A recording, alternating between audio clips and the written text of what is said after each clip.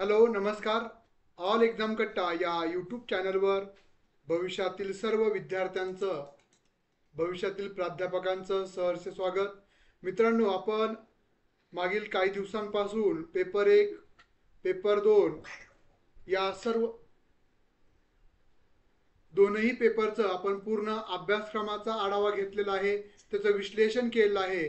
आज आपण घटक क्रमांक 1 जो आहे त्यामधील जे प्रश्न आहेत त्या प्रश्नांचं आपण विश्लेषण करणार आहोत, ते देखील परीक्षाभिमुख दृष्टिकोनातून. म्हणजे ज्या पद्धतीनं प्रश्न परीक्षेला विचारले जातात अगदी त्या पद्धतीनं.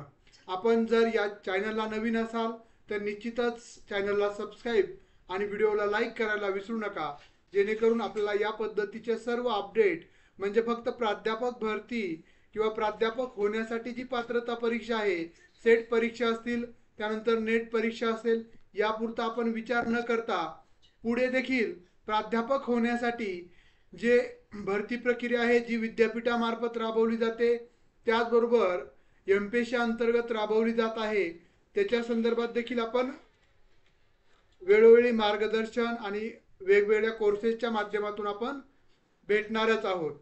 त्यामुळं अभ्यास करत असताना एक वेगळी पद्धत, म्हणजे इतरांपेक्षा कसं आपलं अभ्यास वेगळा असला तरच आपण सेट परीक्षा उत्तीर्ण होऊ शकतो.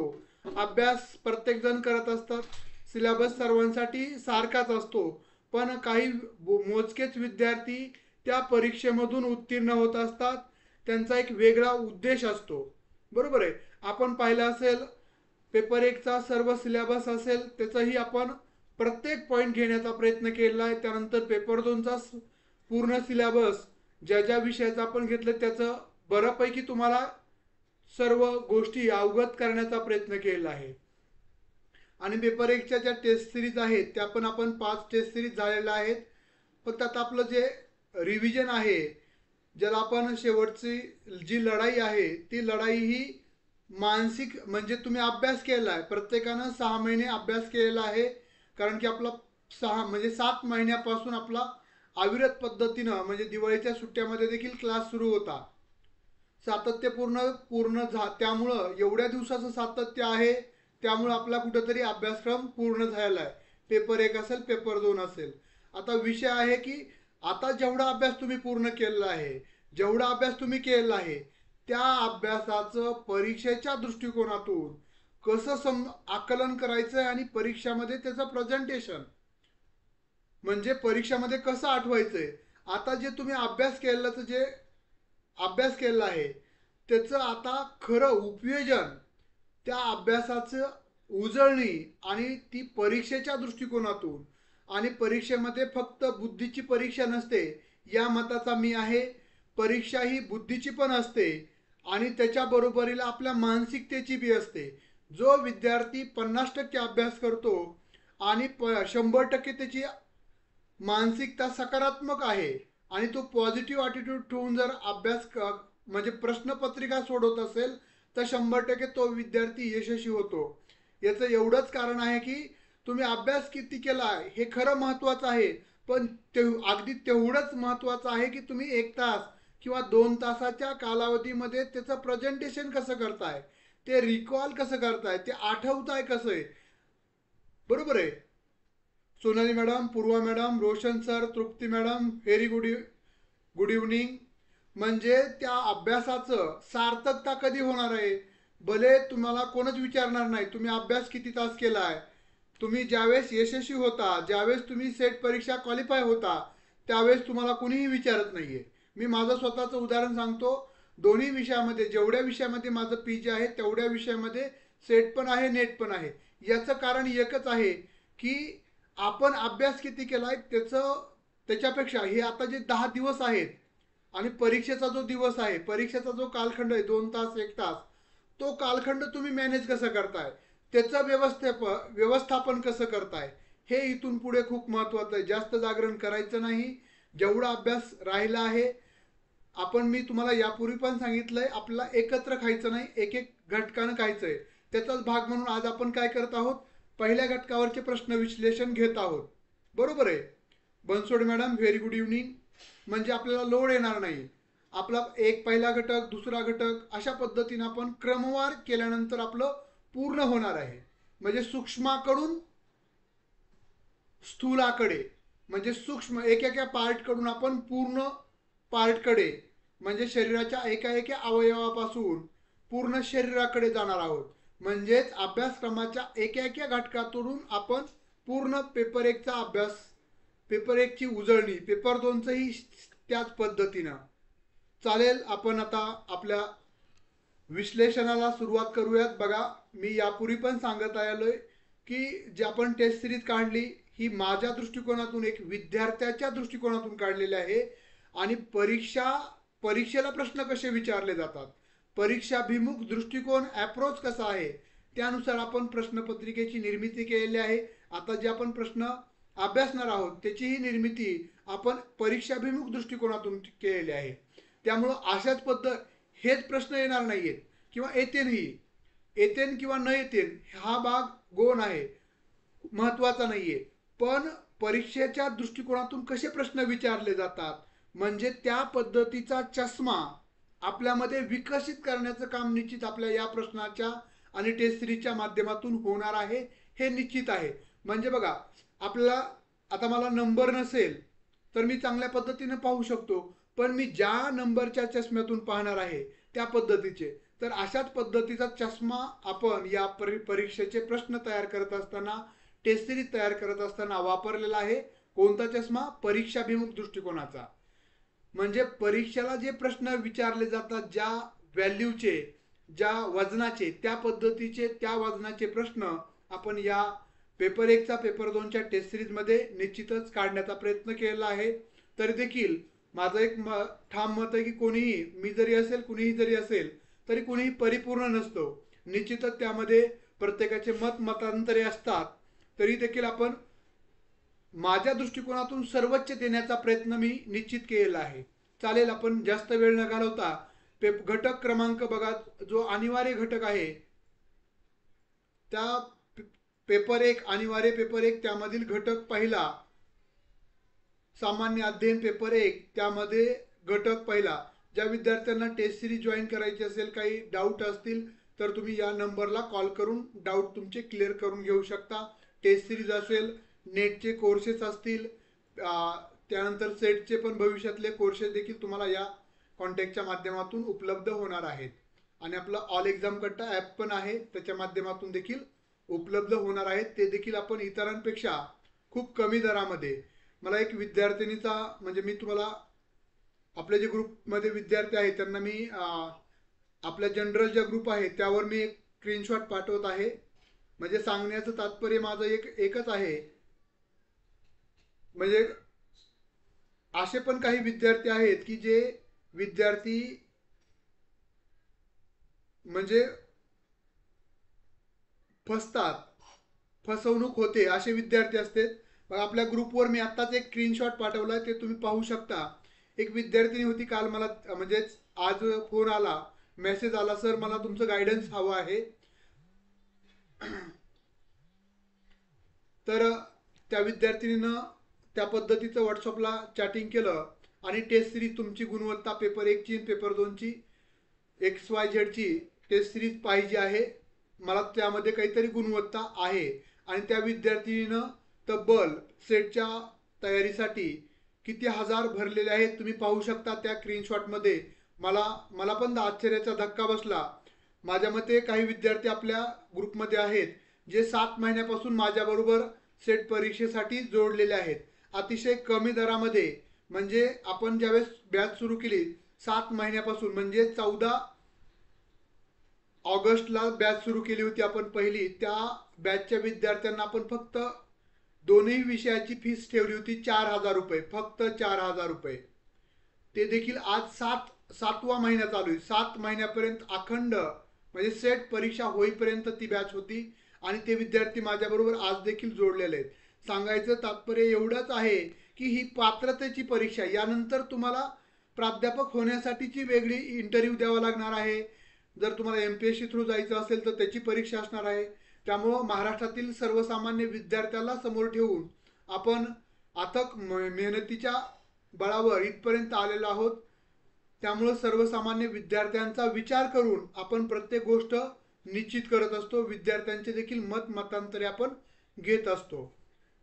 चालेल, प्रत्येकाचा व्ह्यू वेगवेगळा असतो, तरी देखील आपण जेवढं होईल तेवढं चांगल्या दर्जेदार पद्धतीने आपण प्रोव्हाइड करण्याचा प्रयत्न केला आहे आणि भविष्यातही आपला प्रयत्न चालू असणार आहे. म्हणजे प्राध्यापक भरती जी MPSC मार्फत असेल, त्यानंतर नेट परीक्षा असेल. चालेल, आपण बघूयात. घटक क्रमांक 1, अतिशय महत्त्वाचे सराव प्रश्न. अभ्यासक्रम बघा, जो घटक पहिला आहे त्याचं नाव काय आहे? अध्ययन विषयक अभियोग्यता. बरोबर आहे. अध्ययनासंदर्भातील अभियोग्यता हा जो पहिला घटक आहे, त्या घटकासंदर्भात आपण चर्चा करणार आहोत. तर सुरुवातीला त्याचा अभ्यासक्रम काय आहे समजून घेऊयात, त्या अभ्यासक्रमाचे महत्त्वाचे मुद्दे आणि त्यानुसार कसे प्रश्न विचारलेले जे आहेत हे तुम्ही बघितलेले आहेत. आता आपण कसे प्रश्न विचारले जाऊ शकतात त्याचं विश्लेषण करणार आहोत. बघा, अभ्यासक्रमाचा जर आपण विचार केला तर याच्यामध्ये अध्यापनाचा अर्थ, अध्यापन कशाला म्हणायचं, अध्यापनाची सूत्रे कोणती आहेत, अध्यापनाची वैशिष्ट्ये काय काय आहेत, वेगळेपण, वैशिष्ट्य, अध्यापनाची सूत्र, त्यानंतर अध्यापनाची उद्दिष्ट्य, अध्यापनाची आवश्यकता का आहे, का शिकवायचंय, त्याचं वेगळेपण काय आहे, त्याचे उद्दिष्टे काय आहेत, हे आपल्याला माहीत असणं गरजेचं आहे.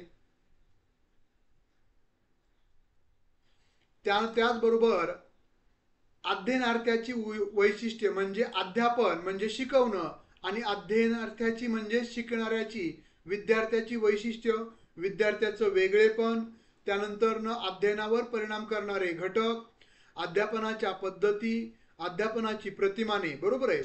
त्यानंतर अध्यापनाचे शैक्षणिक साहित्य ज्याला आपण टीचिंग एड म्हणतो, त्यानंतर लर्निंग आउटकम ज्याला अध्ययन निष्पत्ती आणि मूल्यमापन प्रक्रिया, हे सर्व तुम्हाला पहिल्या घटकाच्या अभ्यासक्रमामध्ये त्यांनी मार्गदर्शनपर ठेवलेलं आहे. आता हा घटक का ठेवला याचा उद्देश काय आहे? कारण की त्या उद्देशाला अनुसरून आपला प्रश्न विचारले जाणार आहेत. बरोबर आहे. विदाऊट उद्देश आपला प्रश्न विचारले जाणार नाहीत. त्यामुळं त्याचा उद्देश काय आहे ते आपण या खालच्या मुद्द्यांतर्गत जाणून घेऊयात.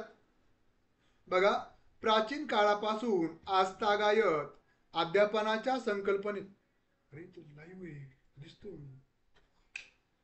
प्राचीन काळापासून आजतागायत अध्यापनाच्या संकल्पनेत अनेक बदल होत गेलेले आहेत.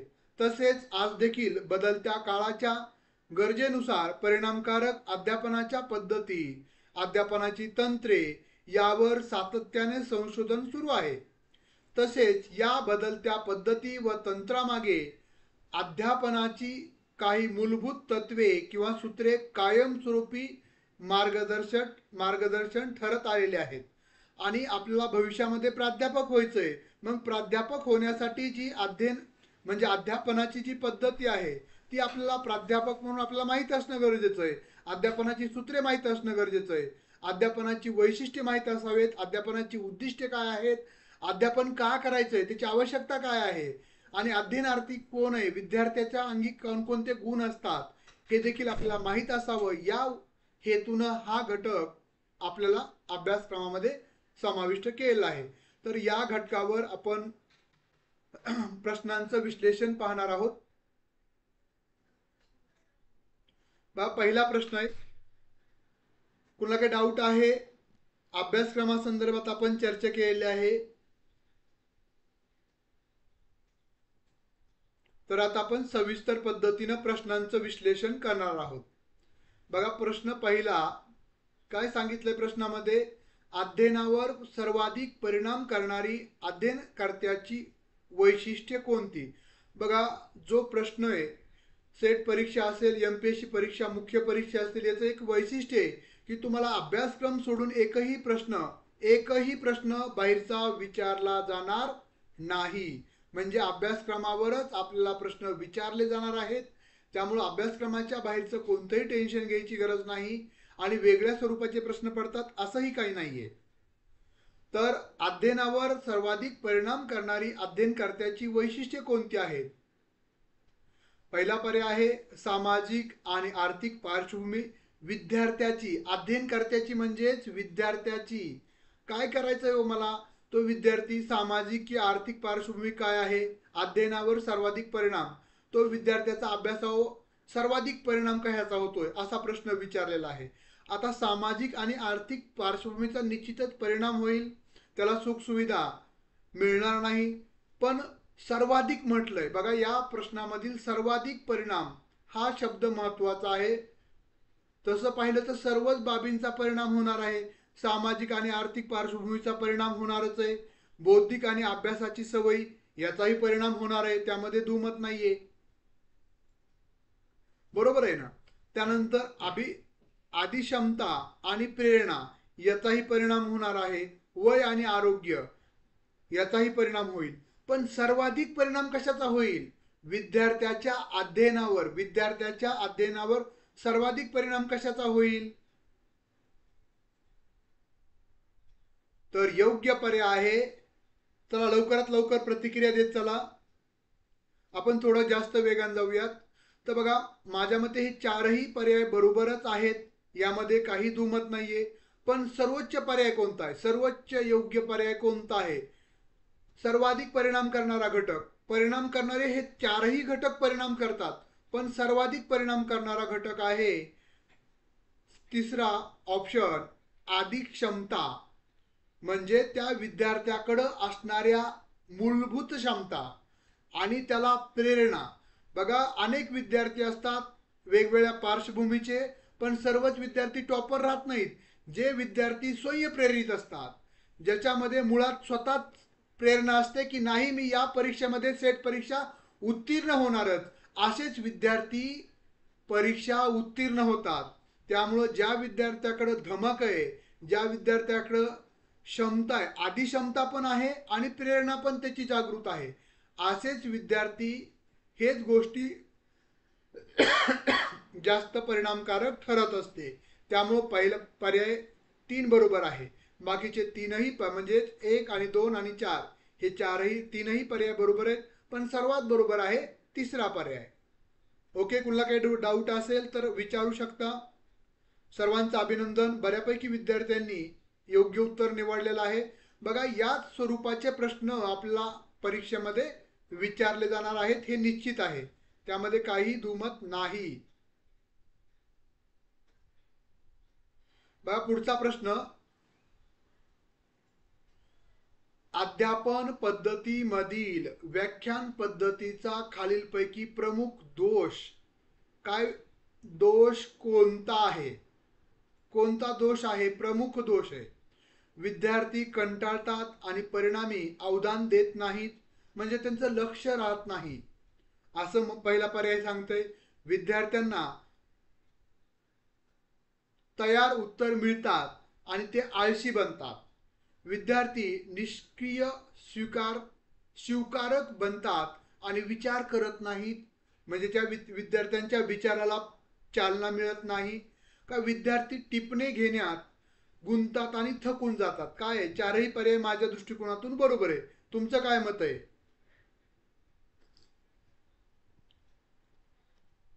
बनसोडे मॅडम अभिनंदन, Sonali madam, Trupti madam, Deepali madam, Roshan sir, सर्वांचं खूप खूप अभिनंदन.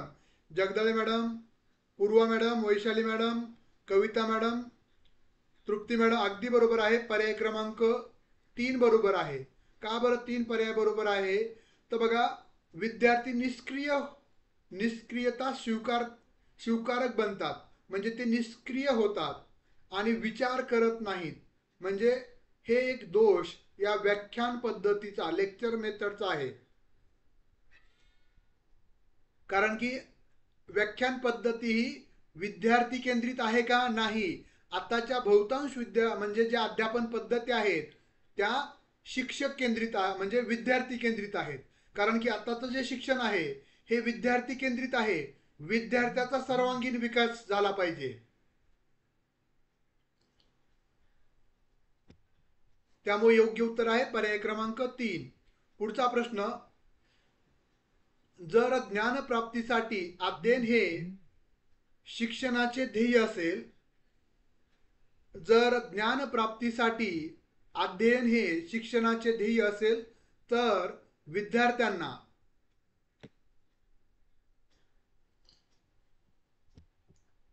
विद्यार्थ्यांना टिंबटिंब अद्ययावत जागतिक ज्ञान पुरवावे, आधुनिक तंत्रज्ञानाच्या साह्याने शिकवावे, अधिक सखोल स्वाध्याय द्यावेत, स्वयं अध्ययनाला प्रोत्साहित करावे. बघा, जर ज्ञान प्राप्तीसाठी अध्ययन हे शिक्षणाचे ध्येय असेल तर म्हणजे ज्ञान मिळवणं हेच जर शिक्षणाचं किंवा शिकण्याचं ध्येय असेल, एम असेल, तर विद्यार्थ्यांना काय करावं?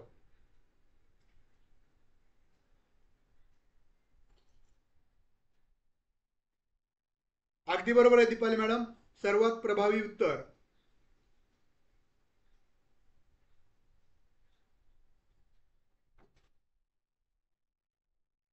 आता तसं पाहिलं तर हे चारही पर्याय बरोबर आहेत.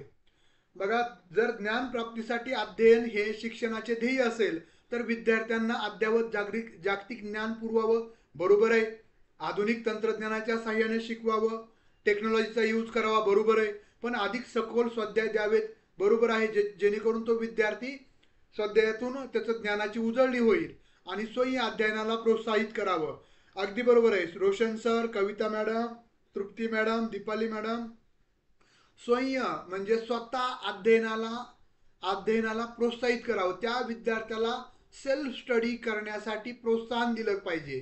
जर ज्ञान प्राप्ती हे जर शिक्षणाचं ध्येय असेल, कारण कुणीही शिक्षक पूर्ण पुरून उरू शकतोय का? नाही. आता मी तुम्हाला सांगू शकतो अशा पद्धतीने अभ्यास करा, पण अभ्यास तर तुम्हालाच करायचा आहे. हे फरक आहे की जर ज्ञानप्राप्ती हे जर शिक्षणाचं ध्येय असेल तर तुम्हाला स्वावलंबी बनवलं पाहिजे. माझ्यावर 100% अवलंबून ठेवलं नाही पाहिजे. म्हणजे शिक्षक हा विद्यार्थ्यांना स्वयं म्हणजे अशा पद्धतीनं त्यांना स्वतः त्याच्यामध्ये प्रेरणा जागृत केली पाहिजे किंवा त्यांना प्रेरित केलं पाहिजे की जेणेकरून ते अध्ययनाला अध्ययन करायला प्रोत्साहित होतील आणि अध्ययन करायला लागतील. त्यामुळे योग्य पर्याय आहे पर्याय क्रमांक 4. अभिनंदन सर्वांचं, खूप छान. बऱ्यापैकी तुमचा पहिल्या घटकाचा अभ्यास झाला आहे असं दिसतंय. पाहूयात पुढचा प्रश्न, चौथा. अभ्यासक्रमातील आशयाचे दैनंदिन आयुष्यात उपयोजन करण्यासाठी अधिक उपयुक्त पद्धत कोणती? बघा काय सांगितलंय इथं. आशय जो आहे तुम्ही जे विद्यार्थ्यांना शिकवलेला आहे म्हणजे जो कंटेंट आहे, तो कंटेंट जर त्यांना उपयोजन करायचं असं अभ्यासक्रमातील आशयाचे दैनंदिन आयुष्यात उपयोजन. आता तुम्ही गणित शिकवलंय आणि त्या पोराला जर आपण पैसे दिले, 100 रुपये दिले आणि त्याला दुकानाला पाठवलं, तो 10वीचा विद्यार्थी आहे आणि जर तो विद्यार्थी दुकानामध्ये जाऊन जे वस्तू खरेदी केल्यात त्याची प्राइस किती आहे, त्यानं दिलेत कितीला, पैसे किती दिलेत, घ्यायचेत किती, याचा जर तो कॅल्क्युलेशन करू शकत नसल, याचा जर जो गोळाबेजी बेरीज करू शकत नसेल तर ते शिक्षण काय फायद्याचं? म्हणजे तर बघा, अभ्यासक्रमातील आशयाचे दैनंदिन आयुष्यात उपयोजन करण्यासाठी टिंबटिंब ही अधिक उपयुक्त पद्धती आहे. चौथ्या प्रश्नाचं योग्य उत्तर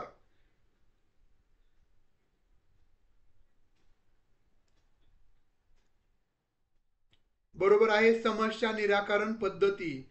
ज्याच्या माध्यमातून आपल्याला एखादी समस्या दिली, त्याचं निराकरण केलं तर तुम्ही आयुष्यभर ती समस्या कधीही सोडू शकणार आहात. बरोबर आहे.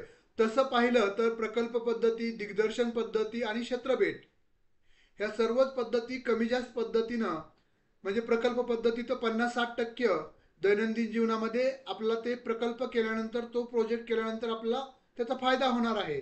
वेगवेगळे स्किल आपल्याला अवगत होणार आहेत. दिग्दर्शनामधून आपल्याला जर ती एखादं प्रॅक्टिकल करून दाखवलं तर आपण त्या पद्धतीचं प्रॅक्टिकल परत करायला मदत होणार आहे. क्षेत्रभेट घेतली, त्यातून आपल्याला जे ज्ञान मिळणार आहे, नंतर आपण त्या ठिकाणी गेलो तर त्याचं आपल्याला उपयोजन किंवा त्याचा आपल्याला वापर करता येणार आहे. पण सर्वात आता समस्या निराकरण पद्धती अशी पद्धती आहे ज्याचा तुम्ही वापर केला आणि जी समस्या तुम्ही एकदा सोडवली, जसं मी तुम्हाला एक गणित दिलं की 10+10 बरोबर किती, ती समस्या आहे तुमच्यासाठी, म्हणजे इयत्ता पहिलीच्या विद्यार्थ्यासाठी ती समस्या असणार आहे. पण ज्यावेळेस तो विद्यार्थी ते गणित सोडवेल, बरोबर आहे, 10+10 म्हणजे 20 आहे, म्हणजे असं त्यावेळेस करेल, त्यानंतर त्याला 2 अंकी संख्यांची बेरीज तू कसंही, म्हणजे फक्त 10च नाही तर 9+9, 11+11 असं जरी दिलं तर तो सोडवायला सक्षम होणार आहे. म्हणजे दैनंदिन जीवनामध्ये त्याच्या आयुष्यामध्ये त्या मिळवलेल्या ज्ञानाचं उपयोजन करणार आहे.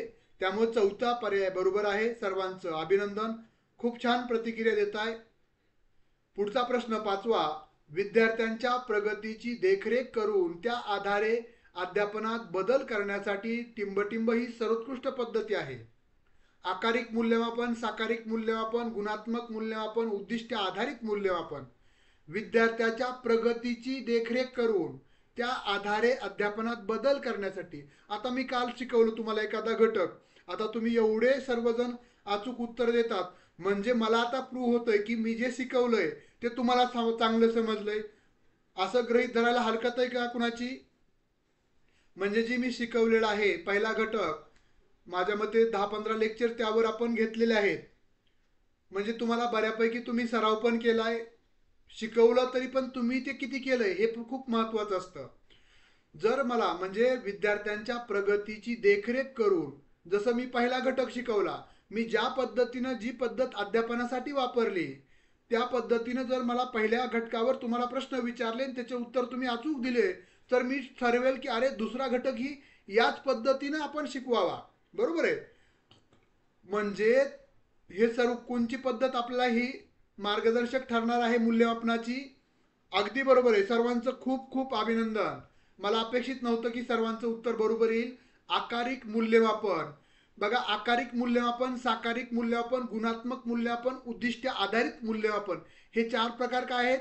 आकारिक म्हणजे विद्यार्थ्याचा, जसं की पहिला घटक शिकवलाय, दुसरा, तिसरा, चौथा, पाचवा घटक शिकवला, त्याचं मूल्यमापन केलं, त्या घटकावर किती आलंय, दुसरा घटक शिकवला त्याचं मूल्यमापन. म्हणजे विद्यार्थ्याचं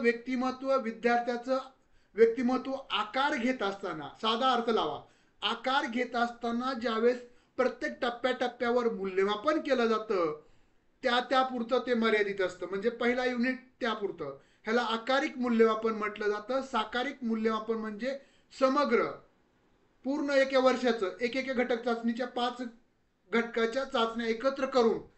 बघा, एखाद्या विद्यार्थ्याला पहिल्या चाचणीला 50 पैकी 30 पडले असतील, दुसऱ्याला 40, तिसरीला 45, चौथ्याला 50 पैकी 50. याचं उद्दिष्ट आधारित मूल्यमापन म्हणजे तुम्ही पहिल्या घटकाचे 5 उद्दिष्टे आहेत, त्याच्यावर तुम्ही प्रत्येक घटकावर 2-2 प्रश्न विचारलाय, सॉरी प्रत्येक मुद्द्यावर 2-2 प्रश्न विचारलाय, 10 प्रश्न विचारलेत 20 मार्कासाठी. तर त्यापैकी पहिल्या उद्दिष्टावर जे 2 प्रश्न विचारले होते ते आलेत का, दुसऱ्या उद्दिष्टावर हे उद्दिष्ट फुलफिल झालेत का, हे तपासलं जातं. त्याला उद्दिष्ट आधारित मूल्यमापन असं म्हटलं जातं. तर योग्य उत्तर होतं आपलं पहिला पर्याय.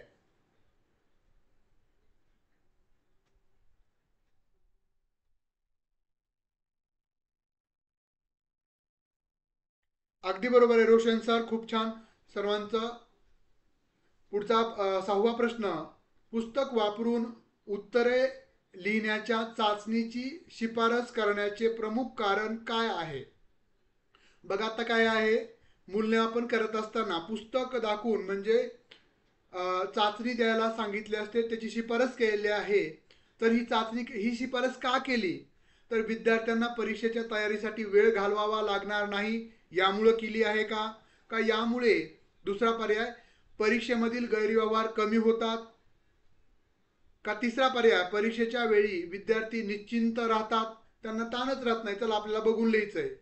आणि चौथा पर्याय, यामुळे यांत्रिक स्मरणावरील भर कमी होतो. तर योग्य उत्तर आहे पर्याय क्रमांक 4, यांत्रिक. म्हणजे त्याला आठवणं जे आहे, जे डोक्यात ओझं घ्यायचं असतं, पाठांतर करायचं असतं, पोपटपंची जे आपलं ज्ञान आहे त्याचं प्रमाण कमी होणार आहे. यामुळे यांत्रिक स्मरणावरील भर कमी होईल. त्यामुळे योग्य पर्याय आहे चौथा पर्याय योग्य आहे.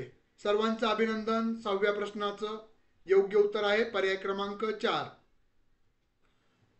म्हणजे बऱ्यापैकी सर्वांचा अभ्यास झाला आहे. खूप खूप अभिनंदन. पुढचा प्रश्न 7वा. अध्यापनात आंतरजालाचा म्हणजे इंटरनेटचा सर्वोत्तम उपयोग कोणता? बघा, आंतरजाल म्हणजे काय, तर इंटरनेट, याचा उपयोग अध्यापनामध्ये सर्वोत्तम उपयोग कोणता? पहिला पर्याय, दृकश्राव्य माध्यमातून आशय सादर करण्यासाठी, म्हणजे पाहता पण यावं आणि ऐकता यावं. दुसरा पर्याय शिक्षकांचा वेळ व श्रम वाचवण्यासाठी. तिसरा पर्याय अध्ययन आंतरक्रियात्मक करण्यासाठी का अत्याधुनिक अद्ययावत माहिती पुरवण्यासाठी. सातव्या प्रश्नाचं योग्य उत्तर काय आहे?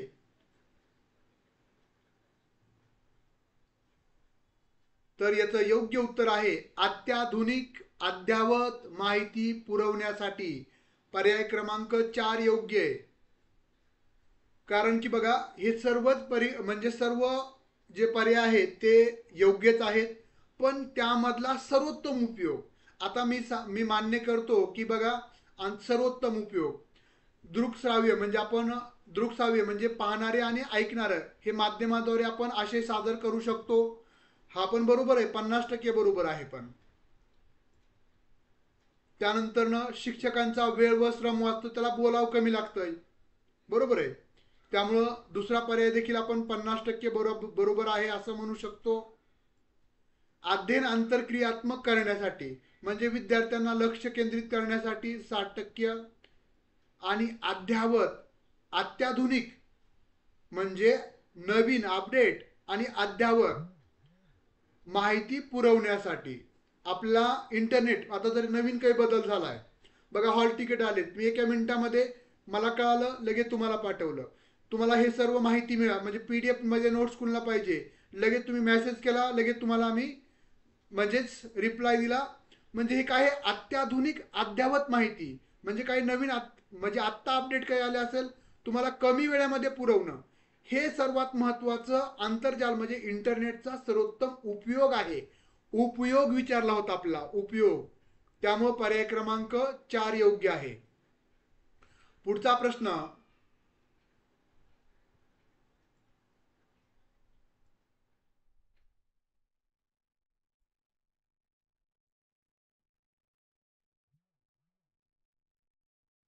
अध्ययनाबाबतची सर्वात अलीकडे स्वीकारलेली विचारधारा म्हणजे विद्यार्थी हा टिंबटिंब आहे.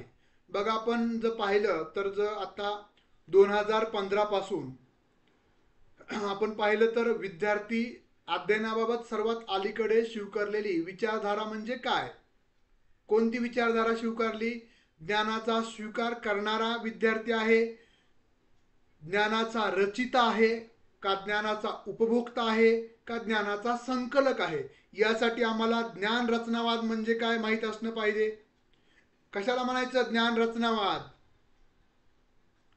तर योग्य पर्याय आहे 8व्या प्रश्नाचं. पूर्वा मॅडम बरोबर आहे, Vaishali madam, Ganesh sir, Deepali madam, Swati madam, Roshan sir, Mayuri madam, Sonali madam, Jagdale madam, कल्पना madam, Kavita madam, Bansode madam, Trupti madam, सर्वांचंच अभिनंदन. बघा पण जर पाहिलं ज्ञानाचा रचिता हा पर्याय बरोबर आहे, कारण की हा ज्ञान रचनावादावर प्रश्न आहे. ज्ञान रचनावाद म्हणजे काय? एक मिनिटामध्ये ती संकल्पना सांगतो. जसं बघा मी ज्ञान रचनावाद म्हणजे काय, मी एका पहिलीच्या विद्यार्थ्यांना काय केलं, 1 2 3 4 आता मी सांगितलं की बाळांनो हे एक वस्तू आहे म्हणजे पेन आहे. हे एक पेन दिसतोय तुम्हाला, पेन हे पेन आहे, एक पेन आहे. हाच पेन दोन, हे किती झाले, 2 पेन झाले. तर 2 हे असं लिहायचं, एक हे असं लिहायचं, याला 1 म्हणायचं, याला 2 म्हणायचं. त्यानंतर अशा पद्धतीने हे 3 पेन आहेत, बरोबर आहे. त्यानंतर या 4 पेन आहेत. म्हणजे हे एक पेन म्हणजे असं लिहायचं, त्यानंतर 2 पेन म्हणजे अशा पद्धतीनं लिहायचं, 3 पेन म्हणजे अशा पद्धतीनं, हे जे दिसतात ते 3 पेन आहेत, 3 असं लिहायचं, 4 अशा पद्धतीनं लिहायचं, बरोबर आहे. आता मी तुम्हाला हे झालं साधं सरळ आपण सांगितलं. आता ज्ञान रचनावादामध्ये याचं रूपांतर कसं करायचं की मित्रांनो, विद्यार्थी मित्रांनो, हे एक पेन होता माझ्याकडे, बरोबर आहे. जसं बघा म्हणजे एक पेन आहे, तर हे माझ्याकडं एक पेन आहे. एक पेन म्हणजे एकच वस्तू, हे एक वस्तू म्हणजे असं लिहायचं, ते एकाचं लिखाण अशा पद्धतीनं करायचं. आता त्या एक वस्तू म्हणजे मी दुसरी एक वस्तू ऍड केली म्हणजे माझ्याकडे किती वस्तू झाल्या, 2.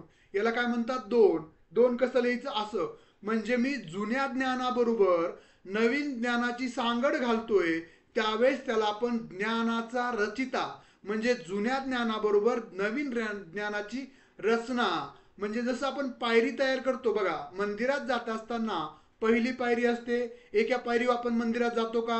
नाही, एक एक पायरी चढवून मंदिरात जात असतो. आता आपण अभ्यास करत असताना पहिला घटक, दुसरा घटक, तिसरा घटक, म्हणजे अशा पद्धतीने पूर्ण अभ्यासक्रमाचा अभ्यास करतोय. म्हणजे जुन्या ज्ञानाबरोबर आपण नवीन ज्ञानाला जोडीत जात असतो. आता पहिलं म्हणजे आपण जर त्या पद्धतीनं गेलो तर त्याचं एकत्रीकरण व्यवस्थित होतं, अन्यथा एकत्रीकरण व्यवस्थित होत नाही. यालाच ज्ञान रचनावाद असं म्हणतात.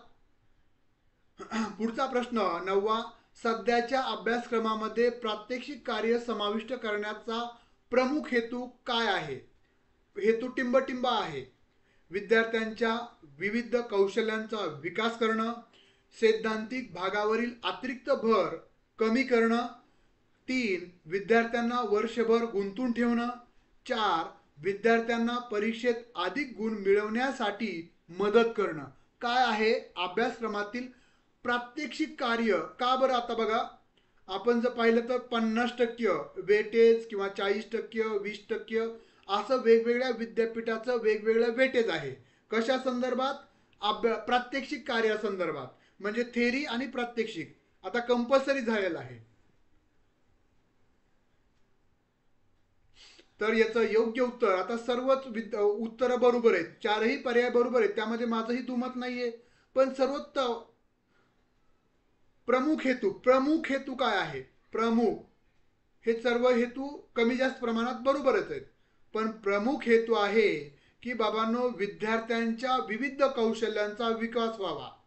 म्हणजे फक्त विद्यार्थी आमचा पाठांतर करणारा नसावा, तर त्या विद्यार्थ्यांना ती कृती करता आली पाहिजे. फक्त आपल्याला म्हणजे त्या गोष्टीचं विज्ञान विषय शिकवत असताना प्रयोगामध्ये एवढं केमिकल घ्या, त्यानंतर पाणी एवढं ऍड करा आणि त्यातून केमिकल रिएक्शन काय येते ते पहा, मी सांगितलं शिकवलं झालं का? नाही, तो विद्यार्थ्यानं ती गोष्ट घेतली पाहिजे. म्हणजे ते उपकरण हाताळले पाहिजे, त्यामध्ये त्यानं पाणी ऍड केलं पाहिजे, त्यानं केमिकल त्यामध्ये टाकलं पाहिजे, केमिकल टाकल्यानंतर त्याची रिॲक्शन काय होती, त्याचा फॉर्म्युला काय आहे, तो कसा नोट डाऊन करायचा आणि एवढं त्याचं प्रमाण कसं वापरायचं, याचं जे त्याला ज्ञान आहे, सैद्धांतिक ज्ञान वेगळं आणि प्रत्यक्ष कौशल्यातून मिळणारं, स्वतः हाताळल्यातून, स्वतः म्हणजेच स्वतः ज्यावेळेस तो प्रयोग करेल, ज्यावेळेस तो प्रात्यक्षिक करेल, त्यावेळेस त्याला सैद्धांतिक पण ज्ञान मिळेल आणि त्याचं उपयोजन पण येईल.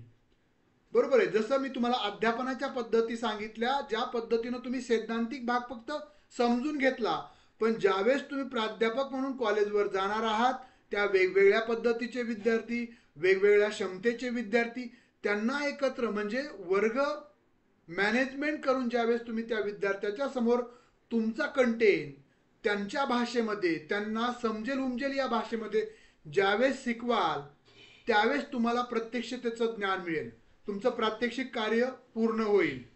त्यामुळे योग्य पर्याय आहे पर्याय क्रमांक 1. बरोबर आहे. त्यानंतर 10वा प्रश्न, आशय आकलनाचा सर्वोत्तम मार्ग टिंबटिंब आहे. आशय म्हणजे कंटेंट अंडरस्टँड करण्याचा सर्वोत्तम मार्ग कोणता आहे? म्हणजे एखादी गोष्ट समजण्यासाठीचा, अंडरस्टँडिंग करण्यासाठीचा सर्वोत्तम मार्ग कोणता आहे? आशयाचे प्रगट व नंतर मौन वाचन करणं, आशय पुन्हा पुन्हा वाचणं, स्मरणातून आशय लिहून काढणं म्हणजे आठवून लिहून काढणं, का आशयाचा यथायोग्य सारांश तयार करणं? काय आहे?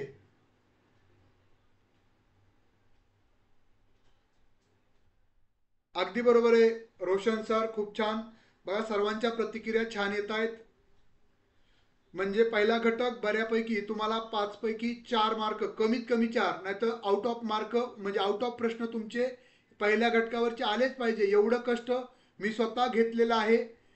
म्हणजे ते कंटेंट्स तुमच्या गळी उतरवण्यासाठी आणि तुम्ही पण तेवढ्याच हे ना आत्मीयतेनं हे सर्व समजून घेतलेलं आहे. अतिशय योग्य पर्याय आहे. दीपाली मॅडम, रोशन सर, सर्वांचं अभिनंदन. आशयाचा यथायोग्य सारांश तयार करण्यासाठी आशय आकलनाचा सर्वोत्तम मार्ग काय आहे? तुम्हाला सर्व एक एक शब्द पाठ करायचा आहे का? नाही. त्या ठिकाणी काय म्हटलंय, जसं तुम्हाला परिच्छेद दिलाय, परिच्छेद सर्व पाठ करायचा असतो का? नाही. त्या परिच्छेदाचा अर्थ, त्या सर्व दूध आहे, दुधातलं आपल्याला तूप काढायचंय, मग आपल्याला काय करावं लागणार आहे? दूध सर्वच आपल्याला चाळून घ्यायचंय का? नाही. तर ते तापवावं लागेल, त्याचं दही बनवावं लागेल, दह्यापासून लोणी, लोण्यातून आपल्याला त्याचा सार म्हणजेच लोणी कडवून आपल्याला त्याचं तूप बनवायचंय. अशाच पद्धतीनं आशयाचा यथायोग्य सारांश तयार करणं हे सर्वोत्तम आशयाचं म्हणजे आशय समजून घेण्याचा सर्वात महत्वाचा मार्ग आहे. पर्याय क्रमांक 4 सर्वांचंच अभिनंदन. पुढचा प्रश्न 11वा, खालीलपैकी कोणते उदाहरण आंतरिक प्रेरणेचं नाही? म्हणजे जी आतून असते, मी सांगतोय म्हणून तुम्ही अभ्यास करता, ही चुकीची प्रेरणा आहे. म्हणजे तुम्ही स्वतः मोटिवेट नाहीयेत, तुम्हाला इतरांना चार्जिंग करणं गरजेचं आहे, पण तुम्ही म्हणजे आंतरिक प्रेरणेचा नाही, नाही हा शब्द महत्वाचा आहे. बघा, रामला रसायनशास्त्र विषयात अभिरुची आहे, बरोबर आहे, ती आंतरिकतेची प्रेरणा आहे, त्याला आवड म्हणजे त्याची प्रेरणा आहे. त्यानंतर माधवला नवनवीन उपक्रम जाणून घेण्याची उत्सुकता आहे, म्हणजे स्वतः तो सेल्फ प्रोत्साहित आहे, बरोबर आहे. आपल्याला बरोबर नसणारं उत्तर निवडायचं आहे. परीक्षेला बसण्यासाठी पात्र व्हावे यासाठी राघव प्रकल्प पूर्ण करतो. थोडं थोडं गुंतागुंतीचं वाटतंय, बघूयात. चौथा पर्याय, खरेदी विक्रीच्या व्यवसायात प्रवेश करण्याची इच्छा असल्यामुळे माधवी संप्रेषण म्हणजे संवाद कौशल्य, कम्युनिकेशन कौशल्य या विषयाची निवड करते. ही पण तिला आवड आहे आणि तिला त्या विषयामध्ये करिअर करायचंय, त्यामुळं योग्य उत्तर हे तीनही म्हणजे पहिला, दुसरा आणि चौथा पर्याय योग्य आहेत. आता तिसरा पर्याय बघूयात. परीक्षेला बसण्यासाठी पात्र व्हावे यासाठी राघव पूर्ण करतोय, राघव प्रकल्प पूर्ण करतोय. त्याला गरज नाहीये.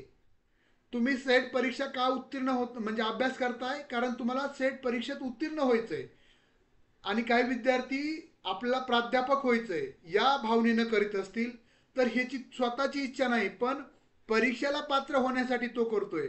म्हणजे तो सेल्फ मोटिवेट नाही, त्याला त्या परीक्षा पास व्हायची एवढा, त्याला परीक्षेला बसायला पात्र व्हायचंय यामुळं तो करतोय. त्यामुळं आंतरिक प्रेरणा नसणारं उदाहरण आहे 3 पर्याय, जो आपण सर्वांनीच निवडलेला आहे. सर्वांचं नाव घेऊ शकत नाही कारण एवढ्या सर्वांच्या आपल्या प्रतिक्रिया आहेत. अभिनंदन सर्वांचं.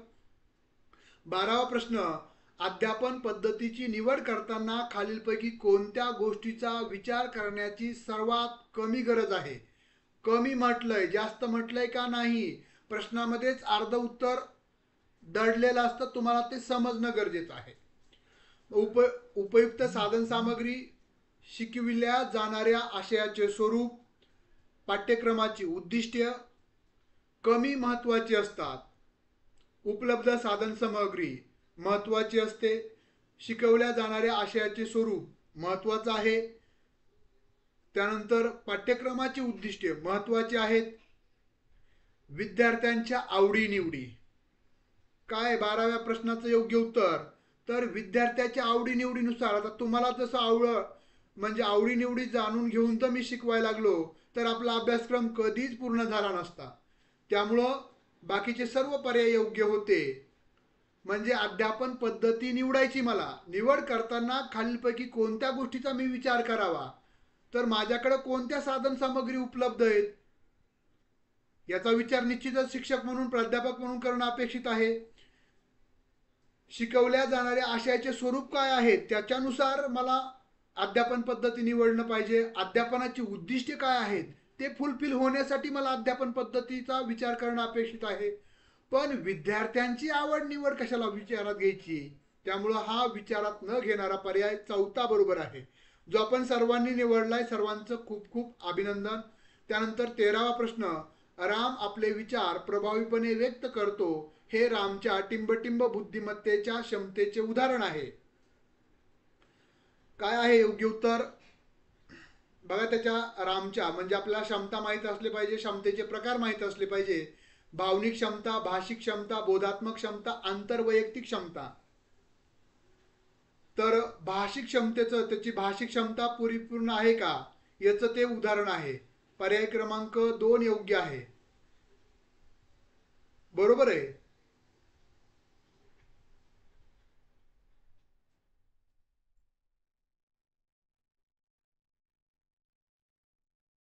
समजलं?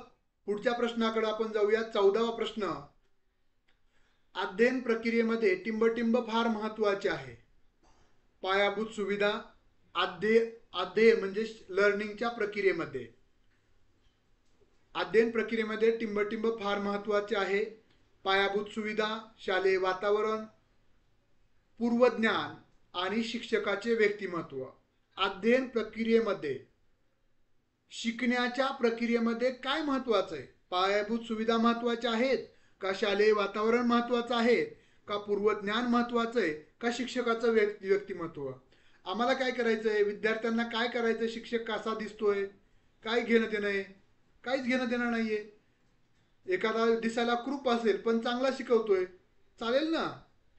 आता पायाभूत सुविधा, अध्ययन प्रक्रियेमध्ये पायाभूत सुविधा फार महत्वाच्या आहे. आता बघा, आपण जर पाहिलं तर ग्रामीण भागातले विद्यार्थी देखील कलेक्टर होतात, जिल्हा परिषदेचे विद्यार्थी जास्त अधिकारी होतात.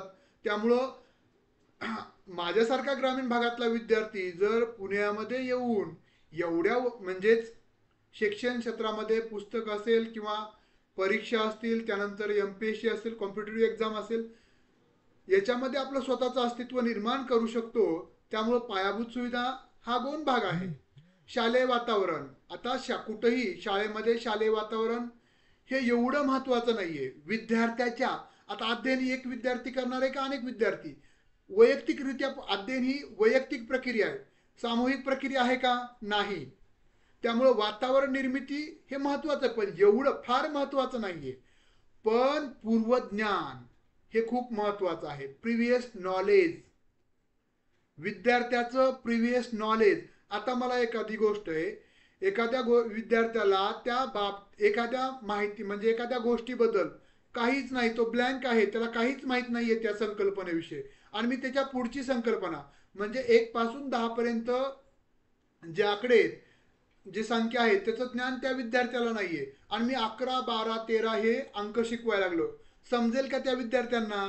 नाही समजणार. त्यामुळं योग्य पर्याय आहे पूर्वज्ञान. म्हणजे अध्ययन होण्यासाठी अध्ययनाच्या प्रक्रियेमध्ये प्रिव्हियस नॉलेजला खूप महत्व आहे, पूर्वज्ञानाला खूप महत्व आहे. समजलं सर्वांना? सर्वांचं अभिनंदन. खूप छान प्रतिक्रिया देत आहे, बऱ्यापैकी अभ्यास झालेला आहे. त्यानंतर 15वा प्रश्न. प्रभावी शिक्षक म्हणजेच प्रभावी शिक्षक हा पाठ्यक्रम वेळेत पूर्ण करतो. त्यानंतर दुसरा पर्याय, विद्यार्थ्यांना प्रश्न विचारण्याची मुभा देतो, स्वातंत्र्य देतो. तिसरा पर्याय, वैविध्यपूर्ण अध्ययन अनुभव पुरवतो, वेगवेगळे. चौथा पर्याय, गैरहजर विद्यार्थ्यांना सर्व काही समजून सांगतो. काय असणार आहेत पर्याय? योग्य पर्याय प्रभावी, इफेक्टिव्ह टीचर्स, इफेक्टिव्ह प्रोफेसर्स. कशाला म्हणतात बघा, सर्व प्राध्यापक आपल्या लक्षात राहिले नसतील, मी पण तुमच्या लक्षात राहील सांगता येत नाही, पण जो शिक्षक प्रभावी शिकवतो त्याची भाषाशैली चांगली असते, जे शिकवल्यानंतर तुम्हाला समजतं, उमजतं, असे शिक्षक आपल्या लक्षात राहतात, कायमस्वरूपी आपल्या मनपटलावर ते अधिराज्य करत असतात. तर का? त्यांचं वैशिष्ट्य काय आहे? तर योग्य उत्तर आहे वैविध्यपूर्ण अध्ययन अनुभव पुरवणे. ते बघा, तुम्हाला जीवनाचं वास्तव सांगत असतात. बाबांनो, जर तुम्ही अभ्यास नाही केला तर तुम्हाला जॉब मिळणार नाही, जॉब मिळाला नाही तर लग्नाचं परत नंतर तुमचं भविष्य अंधारामय होईल. बरोबर आहे. म्हणजे सांगायचं तात्पर्य आहे, प्रभावी शिक्षक हा वैविध्यपूर्ण अध्ययन अनुभव पुरवत असतो. म्हणजे तुम्हाला वेगवेगळ्या स्वरूपाचे अध्ययन अनुभव पुरवले तर तुम्हाला म्हणजेच सैद्धांतिक भाग शिकवेल, तुम्हाला प्रात्यक्षिक कार्य करायला लावेल, त्यानंतर एखादी दुसऱ्या म्हणजेच प्रत्यक्ष ज्ञान, अप्रत्यक्ष ज्ञान या सर्वच अनुभव, वेगवेगळे अनुभव तुम्हाला पुरवेल, ज्याच्यामुळं तुम्हाला ते शिक्षक भावेल, ते शिक्षक तुमच्या कायम लक्षात राहील. त्यामुळे योग्य उत्तर आहे पर्याय क्रमांक सी. पुढचा प्रश्न 16वा. खालीलपैकी अध्यापनाची उद्दिष्टे कोणती? अध्यापनाचं उद्दिष्ट कोणतं आहे? अज्ञात तथ्याबाबतची माहिती देणं, असे ज्ञान सोपे करून सांगणं, विद्यार्थ्यांना अध्ययनासाठी पूरक सवयी लावणं, अध्ययन प्रक्रिया सुलभ करणं. खालीलपैकी अध्यापनाची, बघा अध्ययनाची नाही अध्यापनाची, शिकवण्याची उद्दिष्टे काय आहे? का शिकवायचंय?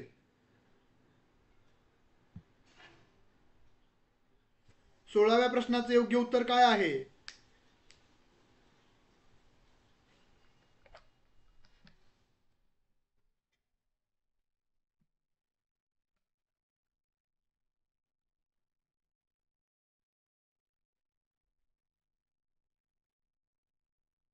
बघ, 16व्या प्रश्नाचं योग्य उत्तर आहे विद्यार्थ्यांना अध्ययनासाठीच्या पूरक सवयी लावणे. म्हणजेच पर्याय क्रमांक 3 बरोबर आहे. विद्यार्थ्यांना आपण अध्यापन का करतो, अध्यापनाचे उद्दिष्टे काय आहेत, ऑब्जेक्टिव्ह काय आहेत, तर विद्यार्थ्यांना अध्ययनाच्या पूरक सवयी लावणं. विद्यार्थ्यांना पूरक म्हणजे त्याच्याशी मिळत्या जुळत्या, अध्ययनासाठीच्या. म्हणजे अध्यापन का करतो, तर विद्यार्थी अध्ययनाला तयार व्हावेत, त्यांनी अध्ययन करावं यामुळं. त्यामुळे योग्य पर्याय आहे पर्याय क्रमांक सी, तिसरा पर्याय योग्य आहे.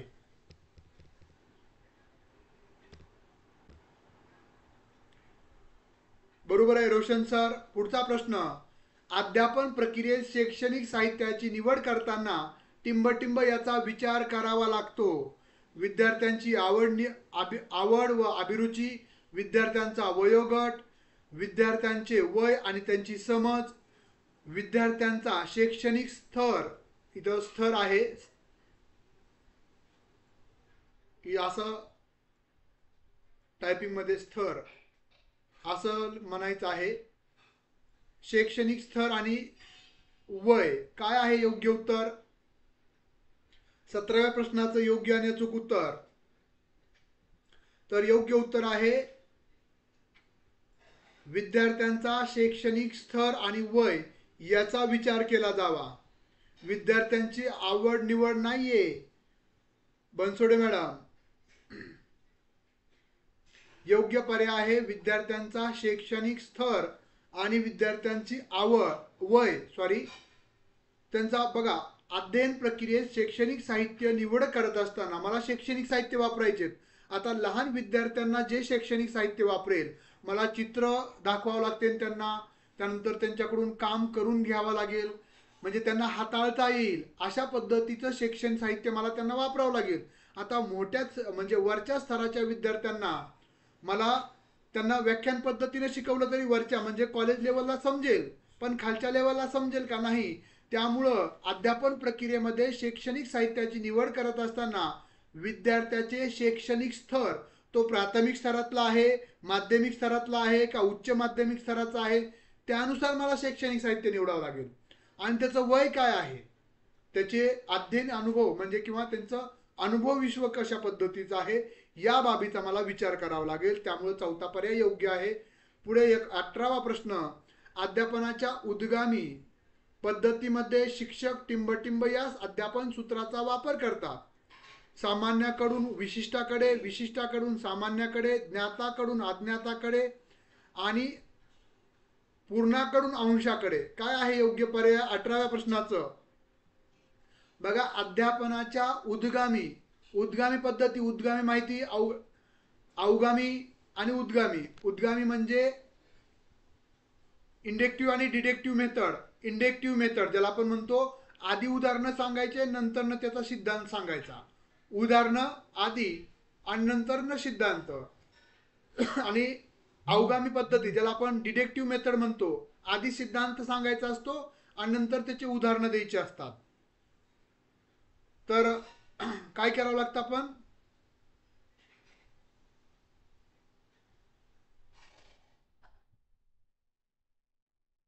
उद्गामी पद्धतीमध्ये आधी आपण सामान्यीकरण करतो आणि नंतर विशेषताकडे जातो. म्हणजे आधी उदाहरणं सांगतो आणि नंतर सिद्धांत सांगत असतात.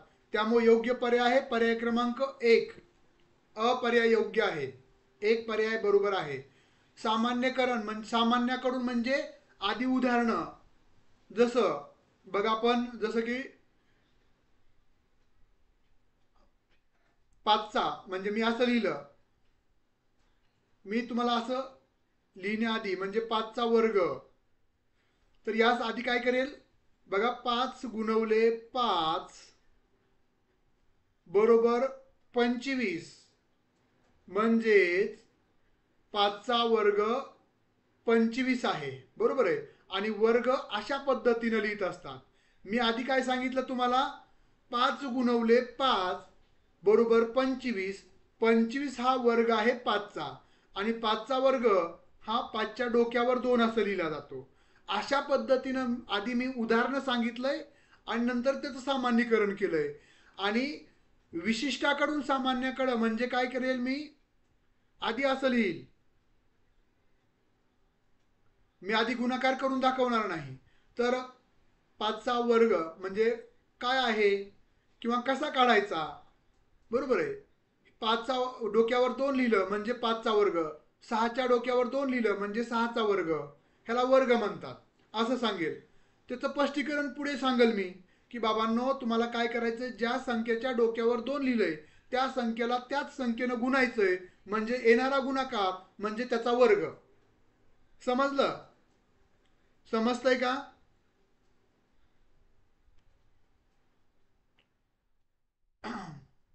हे सामान्याकडून आणि विशिष्टाकडून सामान्याकडे. आता पुढचा प्रश्न 19वा. शैक्षणिक वर्षाच्या सुरुवातीला वर्गातील विद्यार्थ्यांच्या क्षमता निश्चित करण्यासाठी जे प्रश्नोत्तर घेतले जातात ते खालीलपैकी कोणत्या मूल्यमापनाच्या प्रकारात येतात? आकारिक मूल्यमापन, साकारिक मूल्यमापन, नैदानिक मूल्यमापन, संकलित मूल्यमापन. बघा, शैक्षणिक वर्षाच्या सुरुवातीला वर्गातील विद्यार्थ्यांच्या क्षमता निश्चित करण्यासाठी मला त्यांचा क्षमता निश्चित करायच्या, त्यासाठी मी जे प्रश्न विचारतोय ते कोणत्या पद्धतीचे प्रश्न असतील?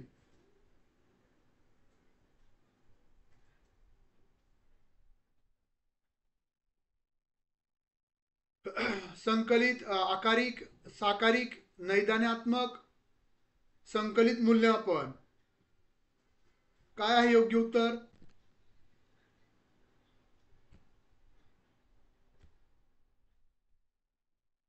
तर योग्य उत्तर आहे आकारिक मूल्यमापन.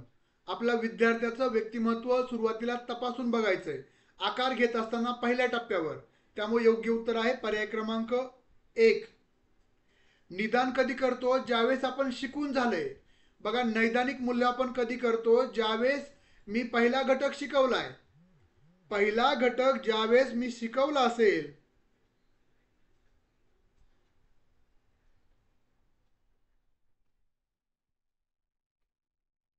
पहिला घटक शिकवलाय आणि त्याच्यामध्ये एखाद्या विद्यार्थ्यांना कमी मार्क पडलेत, तर मग मला त्या विद्यार्थ्यांना नेमक्या कोणत्या म्हणजे कोणत्या पॉईंटला कमी मार्क पडलेत याचं निदान करायचं. त्यासाठी जे प्रश्न विचारेल किंवा प्रश्नपत्र म्हणजे त्यांना टेस्ट घेईल, ती झाली नैदानिक मूल्यमापन. ओके. पुढचा प्रश्न, प्रभावी शिक्षकाचे महत्वाचे गुणवैशिष्ट्य टिंबटिंब हे आहे. उत्तम आशयाचे ज्ञान त्याला असावं, उत्तम सादरीकरण कौशल्य असावं, ओघवती भाषा असावी आणि अध्यापनाची मनापासून अभिरुची असावी. काय आहे योग्य उत्तर? 19व्या प्रश्नाचं योग्य उत्तर काय आहे?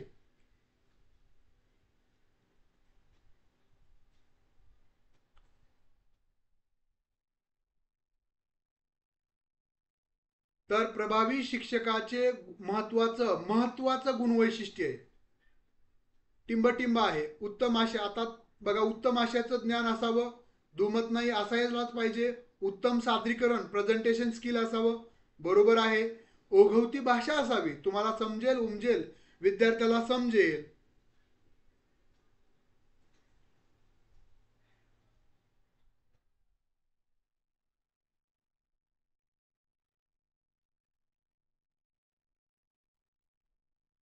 तर योग्य उत्तर काय आहे?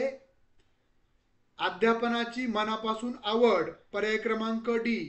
बघा, जर त्याला आवड असेल, म्हणजे आवड असेल तर सवड मिळणार आहे. तो आवड असेल म्हणजे त्या अध्यापनाची, शिक्षकाला जर आवड असेल तर तो उत्तम दर्जाचं आशय ज्ञान घेईल, उत्तम सादरीकरण करण्यासाठी मेहनत घेईल, आणि त्यामुळं ते ओघवती भाषा पण असेल, विद्यार्थ्याला समजेल उमजेल, म्हणजे जर त्यानं चौथा पर्याय जर बरोबर असेल तर ते तीनही त्याच्या अंडर येणार आहेत. त्यामुळं योग्य पर्याय आहे पर्याय क्रमांक 4. आवड असेल तर त्याला सवड निश्चितच मिळणार आहे. त्यानंतर 21वा प्रश्न, अध्ययन अनुभव म्हणजे टिंबटिंब होय.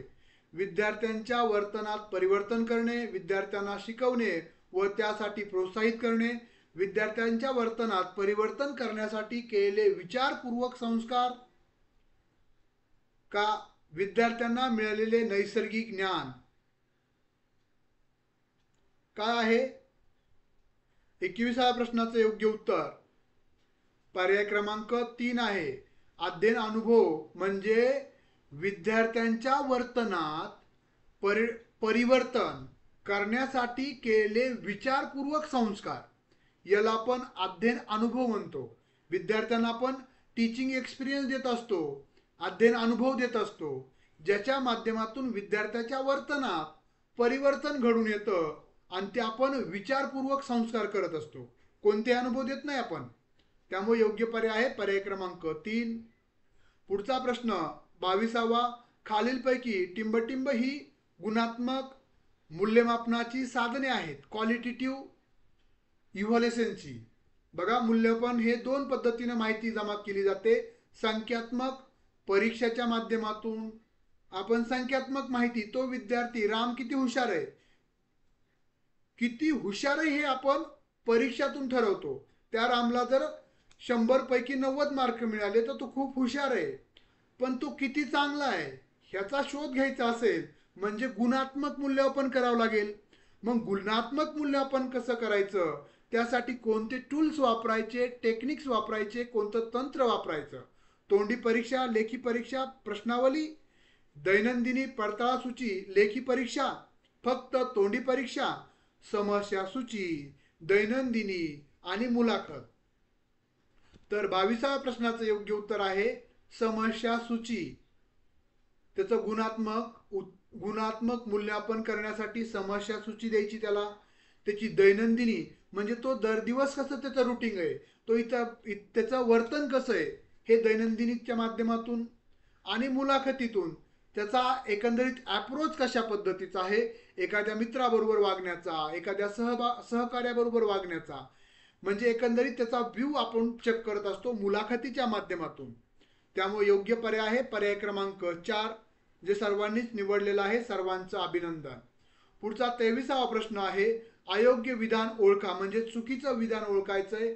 फावल्या वेळेचा योग्य वापर करण्यासाठी विविध छंद जोपासले जावेत. 2, बुद्धिमत्ता ही शैक्षणिक पात्रतेचं मापक आहे.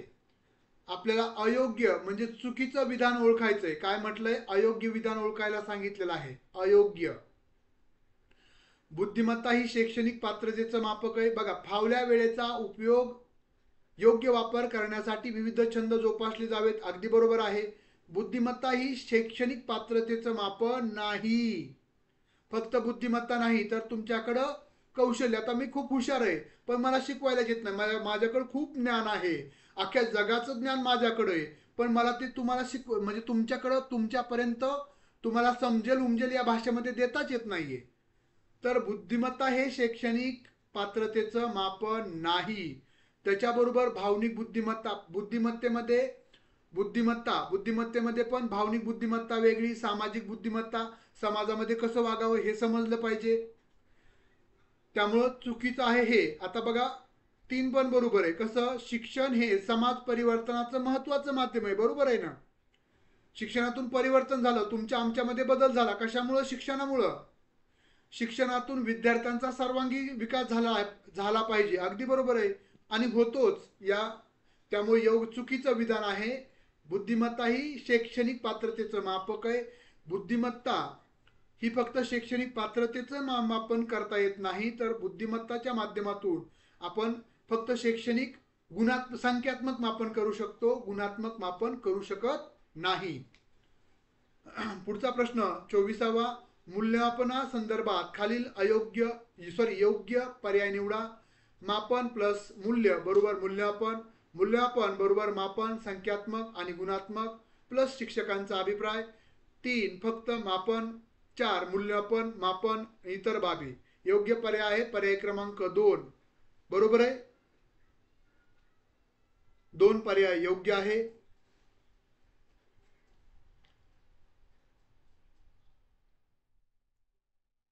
त्यानंतर पुढचा 25वा प्रश्न. विद्यार्थ्यामध्ये अध्ययन विषयक आवड निर्माण करण्यासाठी टिंबटिंब ही सर्वात उत्तम पद्धती आहे. कोणती पद्धती सर्वात उत्तम आहे?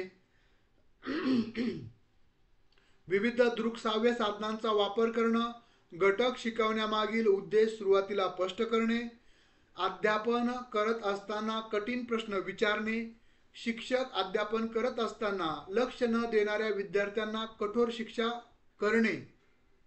काय आहे योग्य उत्तर? 25व्या प्रश्नाचं योग्य उत्तर. तर योग्य उत्तर आहे घटक शिकवण्यामागचा उद्देश. व तुम्हाला का शिकवायचंय, का शिकायचं आहे? कारण तुम्हाला सेट परीक्षा उत्तीर्ण व्हायचंय. बरोबर आहे. शिकवण्यामागचा उद्देश काय, का शिकवायचंय तुम्हाला? कारण सेट परीक्षेमध्ये अशा पद्धतीचे प्रश्न विचारले जाणार आहेत आणि यासाठी आपल्याला अभ्यास करणं अपेक्षित आहे. त्यामुळे योग्य पर्याय आहे पर्याय क्रमांक 2. पुढचा प्रश्न. मानवी शरीर व प्राणी यातील फरक स्पष्ट करा. हा जो प्रश्न टिंबटिंब या उद्दिष्टावर आधारित आहे. फरक स्पष्ट करा. आकलन, अंडरस्टँडिंग, इव्हॅल्युएशन म्हणजे मूल्यमापन, संश्लेषण आणि विश्लेषण. 26व्या प्रश्नाचं योग्य उत्तर काय आहे?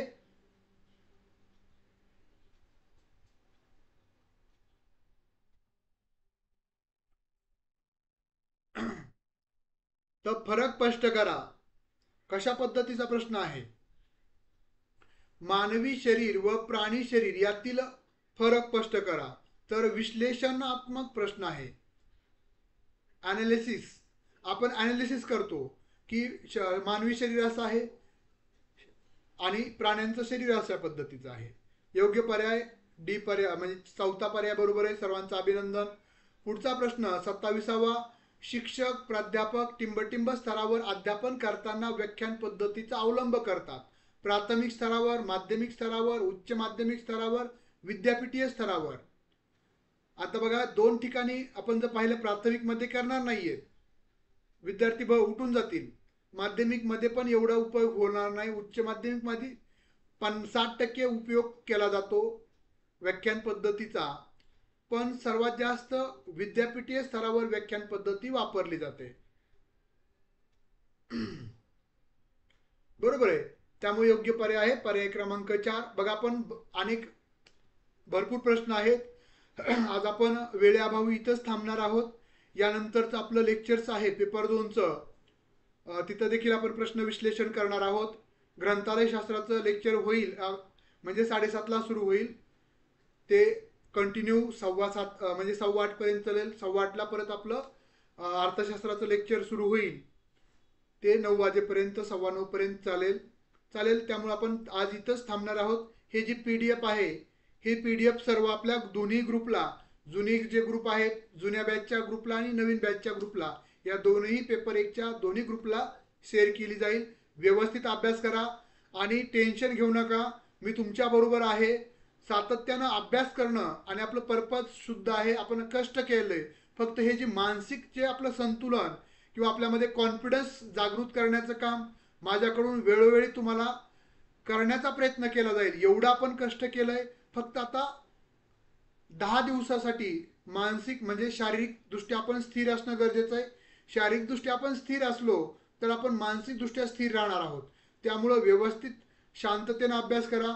जास्तीचं जागरण करू नका आणि रिकॉल करण्याचा जास्तीत जास्त प्रयत्न करा. रिव्हिजन देण्याचा प्रयत्न करा. जेवढं झालं याच्यावर कॉन्फिडन्स किती क्रिएट होतोय हे जाणून घेण्याचा प्रयत्न करा. त्यासाठी तयारी करा. योगा प्राणायाम थोडं करण्याचा प्रयत्न करा.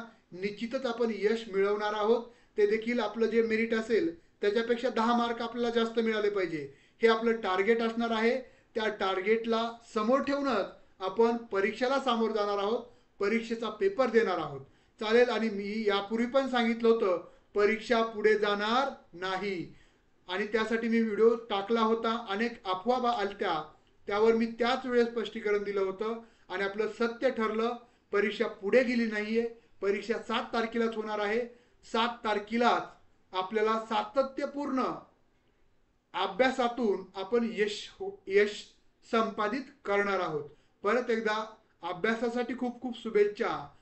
मानसिकदृष्ट्या सक्षम राहा, शारीरिकदृष्ट्या व्यवस्थित राहा. जागरण एक्स्ट्राचं करू नका, कोणत्या गोष्टीचं टेन्शन घेऊ नका. टेन्शन घेण्याने अभ्यास होणार नाहीये, उलट आपला लॉस होईल.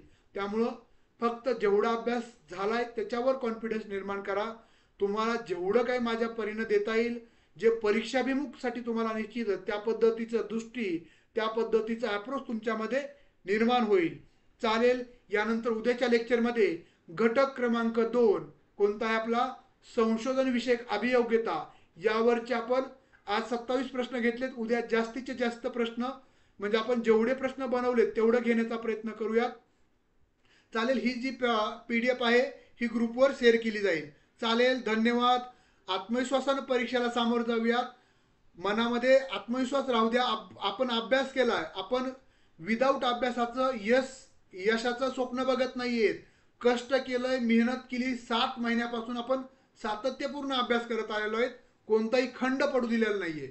त्यामुळं निश्चितच आपलं कर्म चांगलं आहे. आपल्याला निश्चितच त्या कर्माचं फळ मिळणार आहे. आपण कोणत्याही बाबतीत म्हणजे आळस करून किंवा म्हणजे आपण कोणतं कर्म न करता एखाद्या फळाची अपेक्षा करत नाहीयेत. आपलं कर्म आहे, आपलं कष्ट आहे, आपलं सातत्य आहे. याच्यातून आपण यशस्वी होणार आहात आणि होणं हेच आपलं ध्येय आहे. फक्त सेट परीक्षा उत्तीर्ण नाही व्हायचं, तर सेट परीक्षा उत्तीर्ण झाल्यानंतर देखील आपल्याला महाविद्यालयामध्ये प्राध्यापक म्हणून रुजू होईपर्यंत तुमचं आणि माझं नातं हे सातत्यानं असणार आहे. दुसरी एक महत्त्वाची गोष्ट आहे की आपल्या आत्ता बॅचला म्हणजे आपल्या बॅचला जॉईन केलेलं आहे. म्हणजे ॲपवर जे MPSCची जी बॅच सुरू केलेली आहे आपण मेंबरशिप बॅच, त्या बॅचचे एक विद्यार्थी आणि त्यांना मी पुण्यामध्ये एक महाविद्यालयामध्ये प्राचार्य पदासाठी त्यांचा अनुभव होता 15 वर्षाचा, त्यांना रेफर केलं होतं. वाटल्यास ते तुमच्यामध्ये आज आहेत नाहीत माहीत नाही, पण त्या विद्यार्थ्याचं म्हणजे त्या सरांचं आजच मला फोन आला होता. त्यांचं प्राचार्य म्हणून त्या विद्यालयामध्ये, वरिष्ठ महाविद्यालयामध्ये सिनियर कॉलेजला सिलेक्शन झालं. त्यांचा पहिला फोन मला आला की सर, प्रायव्हेट कॉलेज आहे पण सॅलरी पण चांगली दिली आहे आणि तुम्ही सजेस्ट केलं आणि त्या पद्धतीनं मी गेलो, इंटरव्ह्यू दिला. त्यांचं कष्ट होतं, पण निश्चितच तुम्ही सेट परीक्षा उत्तीर्ण झाल्यानंतर पुणे असेल, मुंबई असेल, या वेगवेगळ्या ठिकाणी जे महाविद्यालय आहेत, जे आता नवीन एज्युकेशन पॉलिसीनुसार जरी प्रायव्हेट असतील किंवा डीम विद्यापीठं असतील, त्यानंतरनं आपण अभिमत किंवा स्वतंत्र विद्यापीठं जे आहेत किंवा स्वायत्ता कॉलेज आहेत, त्या ठिकाणी चांगली सॅलरी मिळते. त्या ठिकाणी आपण निश्चितच प्रयत्न करतो. अनेक विद्यार्थी त्या स्वरूपातून पुढे गेलेले आहेत. मला सांगण्याचं तात्पर्य की मला खूप आनंद झाला की आपण त्यांच्या एका म्हणजेच आपण सजेस्ट केलं, ते गेले आणि त्यांचं सिलेक्शन झालं. सांगायचं तात्पर्य की तुम्ही पण अशा पद्धतीतून तुम्ही आज ते आहेत, उद्या तुम्ही त्या पद्धतीनं पुढे जावं, हीच एक चांगली शुभेच्छा. निश्चितच सेट परीक्षा झाल्या तर निश्चितच अशा पद्धतीच्या संधी तुम्हाला देखील उपलब्ध होणार आहेत. कोणी म्हणजे अनेक जण म्हणतात की सेट परीक्षा झाली आम्हाला जॉब मिळत नाही. तुमच्या घरी येऊन कोणी जॉब देणार नाहीये. तुम्ही प्रयत्न करा. अनेक विद्यार्थिनी म्हणजे पुणे विद्यापीठामध्ये जागा निघल्या होत्या, त्या ठिकाणी ॲप्लिकेशन केलेले अनेक विद्यार्थी आहेत ज्यांना आपण योग्य वेळी योग्य ठिकाणी मार्गदर्शन केलं आणि त्याचा फायदा त्या विद्यार्थ्यांना झालेला आहे. अशा पद्धतीचा भाग आपण आज ते विद्यार्थी आहेत, उद्या तुम्ही व्हावं, हीच आपली सदिच्छा आहे आणि हीच आपली एक महत्त्वाची भावना आहे. चालेल. धन्यवाद. थांबूयात आपण. 5 मिनिटामध्ये आपलं पुढचं ग्रंथालय शास्त्राचं विश्लेषणाचं लेक्चर होईल.